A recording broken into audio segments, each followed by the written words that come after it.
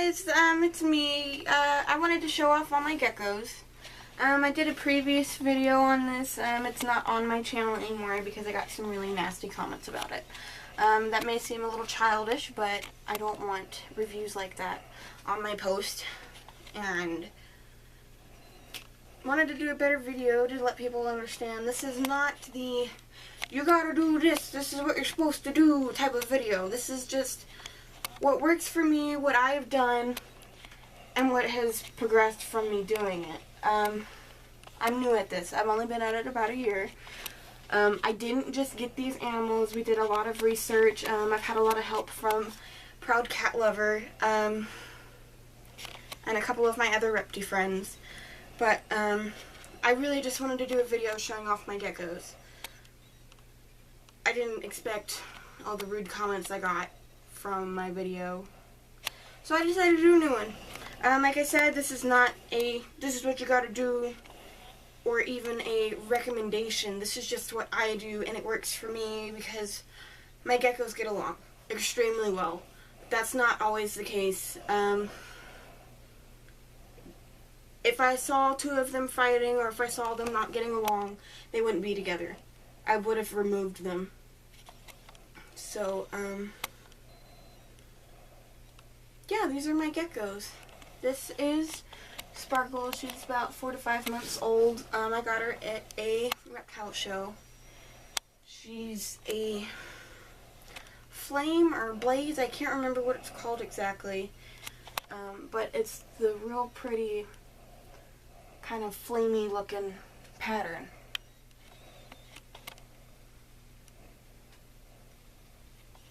And like I said, she's my youngest. This is my third youngest. She's not the oldest, but she's not the youngest. She's a pinstripe. That's why her name is Penny. And she's also a partial quad stripe. I do house 4 of my geckos together, and then I have 2 more that are in a different setup. Yeah, this is Penny and Sparkle. I will grab 2 more. This is one of my other younger ones. This is Candy, the one with the tail.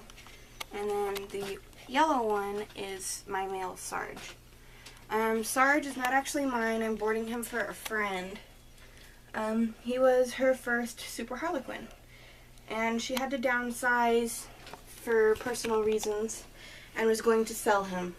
And I told her that I would take him and board him for her for about 6 months. If it takes longer, then so be it. But if I get any offspring from him, then I get to keep them. So it's not like he gets a free ride at home. But so he's from my friend Lauren, and then Candy there is about 6 months old. And she's from a very cool place called Tie-Dyed Iguana. And the owner, I believe his name is Matt. I've talked to him quite a few times, and he's a really cool guy. For some reason, his geckos have a lot bigger bones or something. They're just all in all bigger. So I'm hoping that I get those big genes with her, because she's already way bigger than she should be at her age. Which isn't bad, because she's growing at a good rate. She's nice and fat, and her tail's nice and fat. So yeah, that's Candy. Let me grab my last 2. And this is my oldest pair. The skinnier one, the yellow guy, his name is Rusty. Don't know why he's thin. He's just always been thin. Stay down there. And then Mocha, she's just huge. Don't ask me why, I couldn't tell you. I got Rusty at an expo, and I also got Mocha at an expo. But I got her from my friend Lauren, who I'm boarding for. I also got Penny from her too, and they've been just wonderful little geckos. Her not so much. She doesn't like to be held. She's very jumpy, but she's 8 years old, so I don't really handle her that much. But she's a Sherbert Dalmatian, And then he's a Harlequin red chin Dalmatian. I'm not sure. I read earlier about the red chin, but I couldn't tell you what it was. But he's got a lot of red on his chin and chest. He recently lost his tail. I didn't latch his tank good enough when I fed him a couple days ago, and he got out, and my cat found him. I was a little shocked. I came in and she was sitting on the floor, and I was like, I better check on him, and I looked, and he wasn't in there, and I found his tail with my cat. That was a little shocking and kind of an eye-opener, so I'm real thorough when I get in and out of my tanks. Her claws are covered. She doesn't have sharp claws, so there was no threat of him like getting disemboweled or shredded or anything, because she has those claw covers. It was still really scary, but I found him. They tend to stay pretty close to their tanks when they get out. I've had Penny get out before too, but she was right there, so it wasn't, oh my god, where'd she go kind of thing. Okay, so that's all my geckos. I will show you their tanks now. Like I said before, this isn't the textbook how to take care of a gecko. This isn't the only way to do it. This is just the way I do it, and it's worked for me. You can try it, but if your geckos are real moody with each other and don't get along, I don't recommend doing it. But for some reason, all of mine get along really well. Of course, except for the two males. They're natural-born enemies, I guess. But criticism is welcomed, as long as it's constructive. And if you have any tips for me or any pointers, anything like that, please tell me. Like I said, I haven't been at this very long. I've only been doing it for about a year. I did do as much research as I could when I got them, and I've had a lot of people tell me a lot of different things. So if you have an opinion and it's constructive, feel free to tell me. Okay, I'm going to put these guys away and show you their tanks. This is my 40-gallon tank.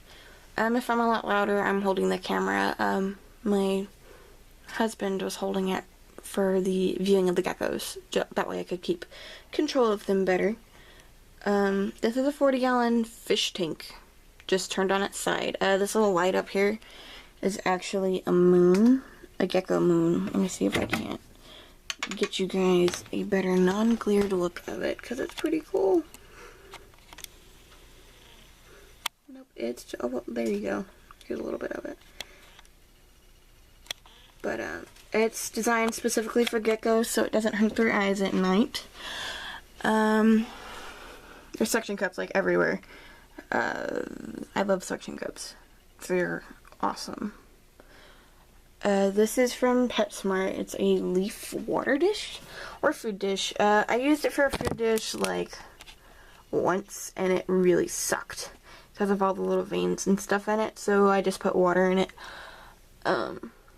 They don't really drink a lot of water, but I just like to have enough available for them all, because I do have 4 in this 40-gallon tank, which is probably all that I'd put in here.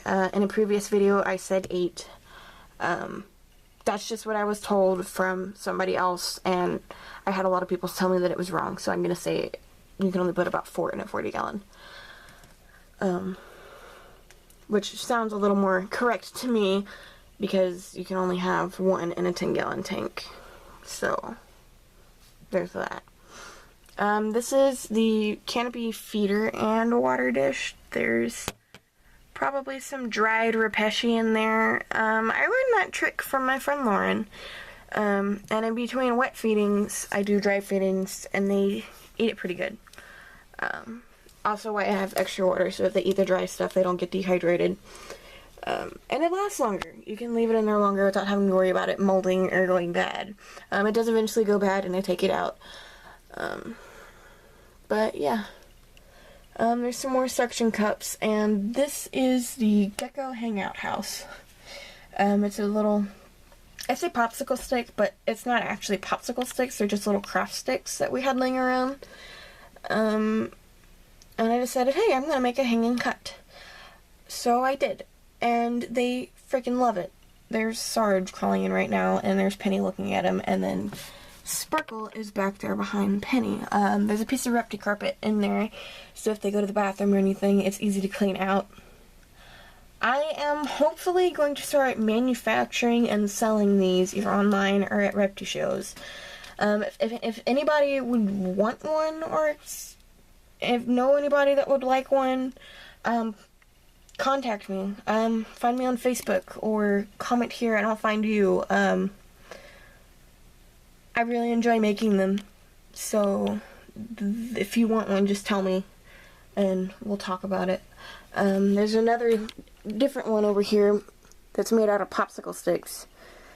And all it is popsicle sticks and like the Reptivine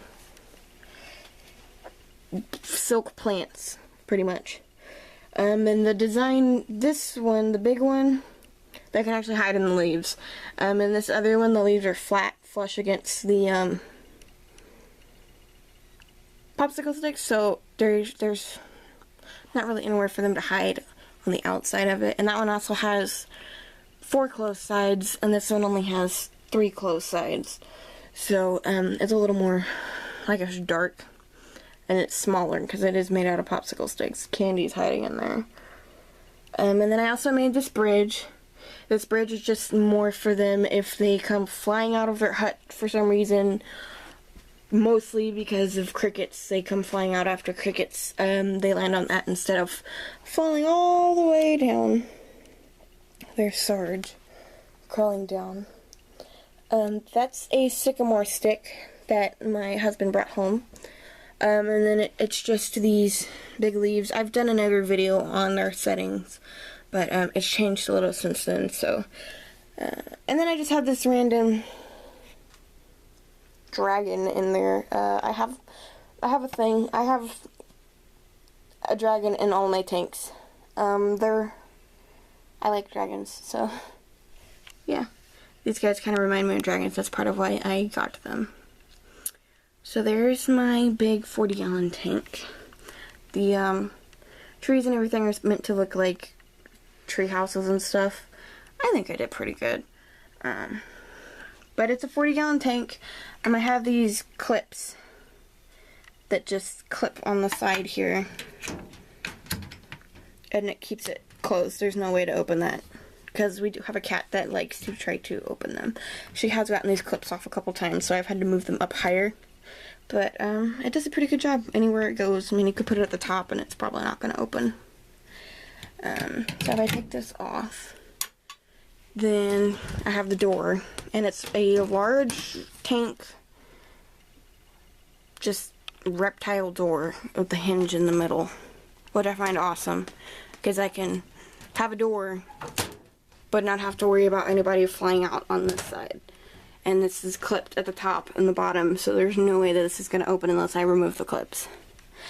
This tube is to my humidifier.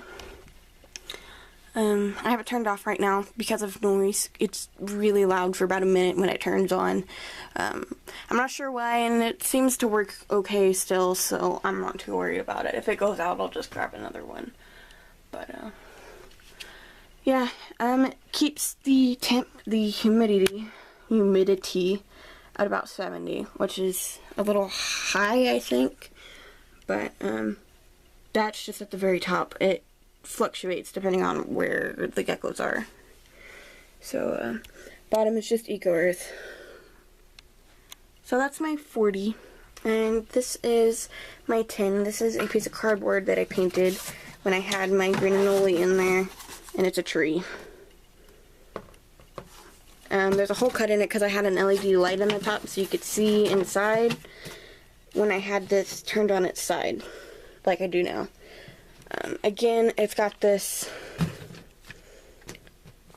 fiberglass plastic white fixture material. and I got duct tape around it just to keep it on and help keep the humidity in. The gecko can't actually come into contact with the duct tape. Just so you guys know, there's no sticky situations or anything. There was a big hole here because I did have a humidifier here, but my mother-in-law needed it for her red-eyed tree frog. I wouldn't get a red-eyed tree frog if you don't like animals that just sit there. So anyway, I have another clip here, so I keep everything pretty secure. This is an old biscuit cutter that my mother-in-law gave me, and I have this food tray that I need to actually clean out. This Repeshy is probably like 2 days old, but it doesn't smell very nice. So I gotta clean it out and give him some dry. And then I just have a foam background from an Exoterra tank that my mother-in-law, again, for her green tree frog, didn't want. So I took it and made it fit. And then there's Rusty. And there's a little hut on the ground here that Mocha lives in. Like, that's her spot. And then there's another one of those water dishes, and a log, and humidity and temperature. And the bottom of this one actually has moss in it, peat moss. This real long, kind of stringy stuff, but that's because I had younger geckos in here and I wanted the soil covered, so if they ate crickets, they wouldn't eat the soil. So yeah, any questions, comments, or anything, tips, let me know. Bye!